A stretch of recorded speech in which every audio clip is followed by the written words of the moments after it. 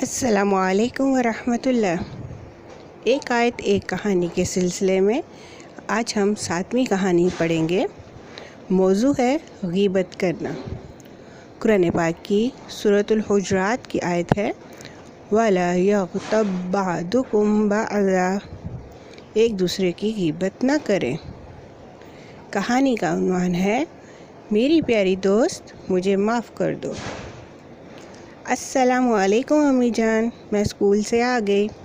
وعلیکم السلام بیٹا، سلامت رہو۔ امی جان اندازہ لگائیں کہ آج ریاضی کی کلاس میں کیا واقعہ پیش آیا ہوگا۔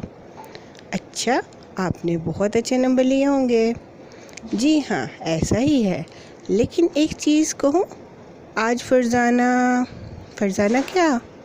تھوڑا سوچو، فرزانہ کے بارے میں کوئی ایسی بات نہ کرنا جس سے وہ راضی نہ ہو اور مجھے اس کا پتہ چل جائے۔ امی جان، آپ کو کیسے پتہ چلا کہ میں ایسی ہی چیز کہنا چاہتی ہوں؟ آپ کے انداز گفتگو سے معلوم ہوا بیٹا، یہ غیبت کرنا ہوتا ہے۔ کسی کی بدگوئی اور غیبت تلاش کرنا اچھی بات نہیں۔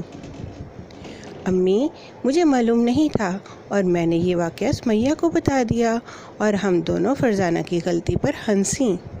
واقعی؟ اے اللہ مجھے معاف کر دے، اور فرزانہ سے بھی معافی مانگنی چاہیے۔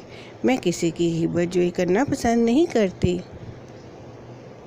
اس کے ساتھ ہماری کہانی ختم ہوئی۔ السلام علیکم ورحمۃ اللہ۔